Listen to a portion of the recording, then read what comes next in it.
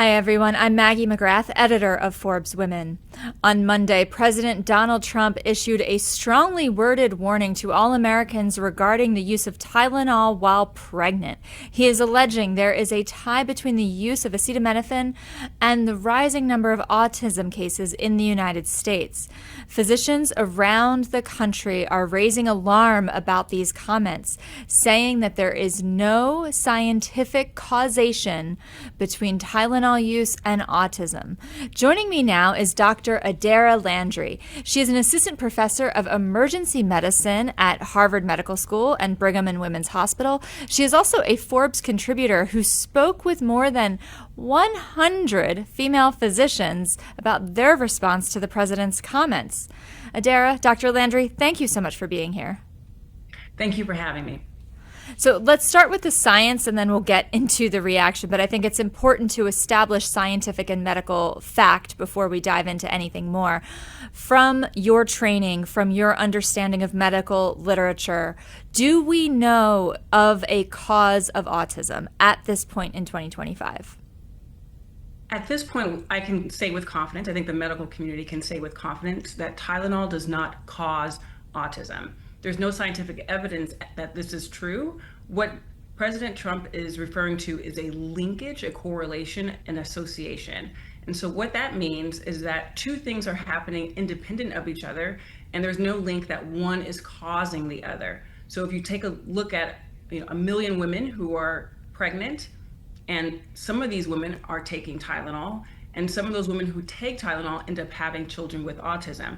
But there's no evidence that the Tylenol itself led to those women having children with autism. And so I think that is the confusion that's occurring between what we see as physicians who are very comfortable interpreting literature and the message that's being portrayed in the media. There's a conflation of those two. There is a conflation. And the president himself said, quote, Tylenol during pregnancy can be associated with a very increased risk of autism, so taking Tylenol is not good. All right, I'll say it, it's not good, end quote. So you've been speaking with quite a number of physicians in your community. What is the consensus among the MDs that you are speaking with? So there's a consensus, if you look at just large national organizations, ACOG, which represents the community of physicians in obstetrics and gynecology. They've put out statements, at least one statement, since this press announcement, saying that they still believe that Tylenol can be safely prescribed to women during pregnancy. On the individual level, I'm a part of various physician community groups, some of which are on Facebook, and I put out a post just seeking reflections since that press announcement. And immediately I've received so many comments, either via the social media platform or my email or text messages from members of this community with very strong reflections saying, this is not accurate, this is creating more fear, this is eroding trust between physicians and patients. We need to put a stop to this. Let's go to that eroding trust. You have a quote from someone, a family physician, who said these issues are eroding the physician-patient relationship, a relationship that I think is important for healing, preventative health care, education, and public health. How exactly are the comments from the White House undermining a relationship that is largely outside of politics in most cases? I think when we hear comments like, just tough it out, it really speaks to this idea that there aren't any safe alternatives, that you should not help your pain, that you should not treat your fever, despite the fact that there's known evidence that having a fever while pregnant can lead to complications for the fetus. So hearing that sort of language really goes against the value system of physicians, which is we want to give you compassionate, evidence-based medicine that is available, that has been studied and proven to be safe. You also got some folks who pointed out the amount of training that doctors go through to receive their MD, and that's different than some politicians. Not all, there are some MDs who are working in the government, I should note. But what is the response of the physician community to the politicization of this issue? I think, there's a possibility for alignment, right, between our executive branch being able to be involved with us as a community of physicians who have gone through rigorous training and have learned how to interpret and conduct scientific research and use that at the bedside with patients. There's a safe place where we could collaborate together. I think what's happening right now is that there seems to be a conflict that's occurring where we're not being heard, where there are really trusted experts who are saying that there's no evidence that backs up the comments from President Trump.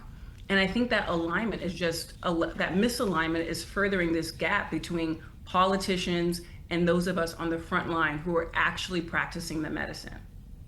Now, I know this press conference was only just a few days ago, but since you are on the front lines, have you or any of the people you've been talking to encountered patients who are confused, who have already stopped using Tylenol, and in a case where they might have needed it? What are you hearing from patients? I've had two relatives reach out to me, and they have asked questions on behalf of their family members or their friends who are pregnant.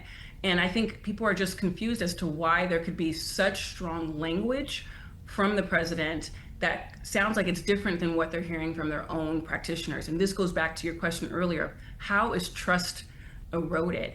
It's eroded when there's a narrative that's very strongly worded, that's in conflict or disagreement with your physician who knows the evidence, who is there, committing so much time and energy to this practice. The patient is left wondering, who do I trust? Who actually has my best interest at heart?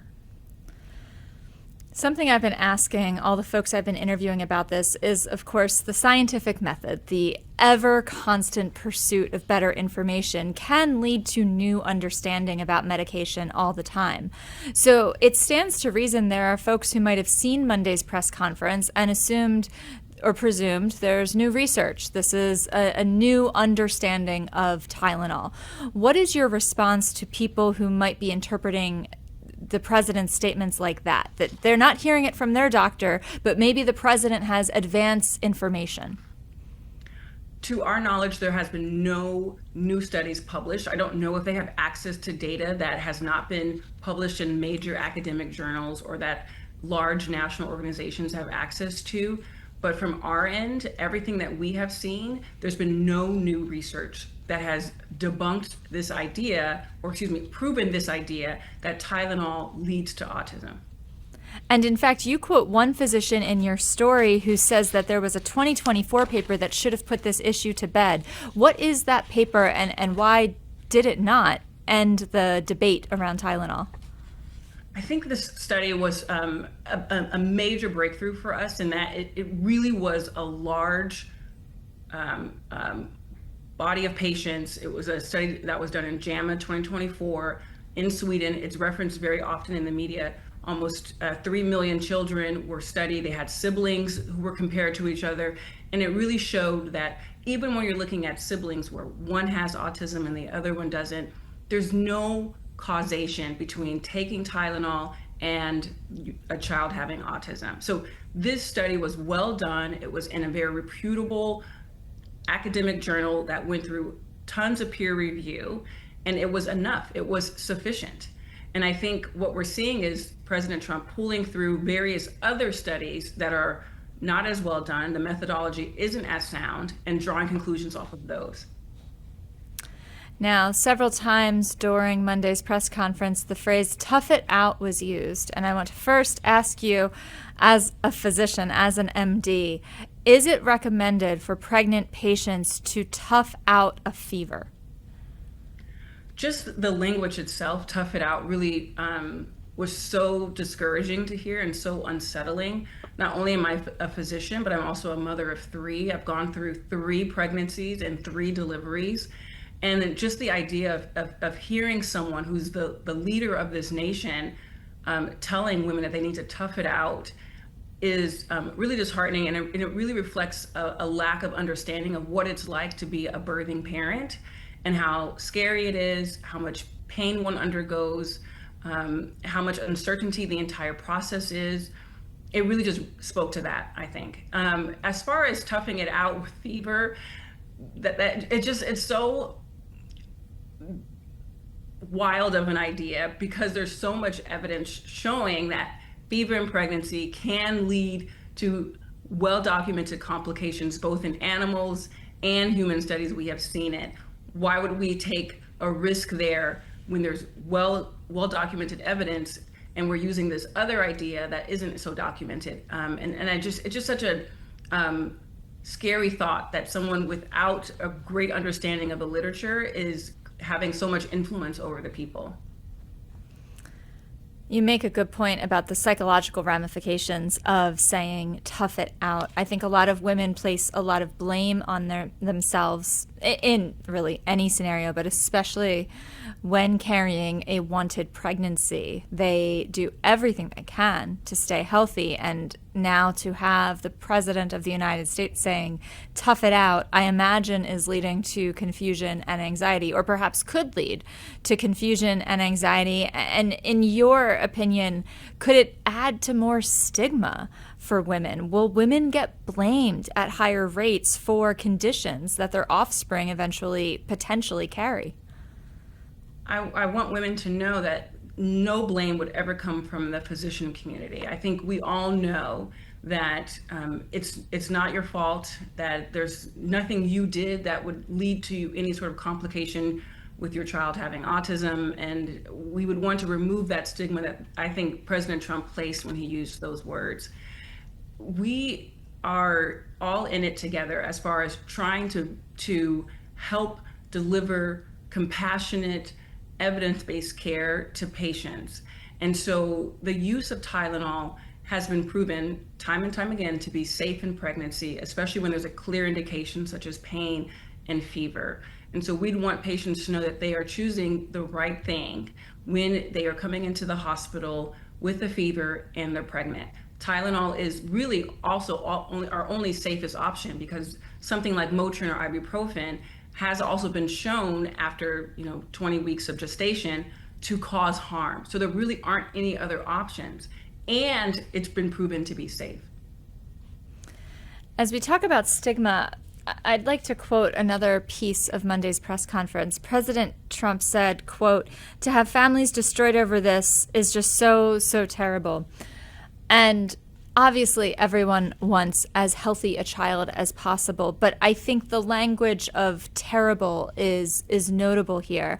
Have you had any physicians reach out to you about how maybe their older autistic patients are responding to this? So I'm referring to patients who are old enough to have seen the press conference and understand what was said, of course. Not that exact scenario, but I have had physicians who have children with autism or autistic children comment that, I took Tylenol, my child has autism or is autistic, I don't think they're related, or my child is autistic and I didn't take Tylenol. So I just think that there is this idea of fear-mongering and causing harm and causing anxiety between this message and what the actual evidence shows, that we as a community we're trying to get between this and say, hey, we know that he's made this massive announcement on Monday, but there's also a very sound body of evidence showing that there's no causation.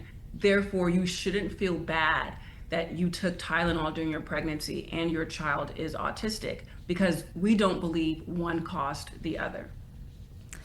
You also make the note in your piece about recognizing the limits of current research. So as someone who's deeply embedded in the academic community, someone who sees patients, do you have a call to action to the nation's researcher? What should scientific and medical researchers be looking at if they are interested in finding a cause for autism, in your opinion?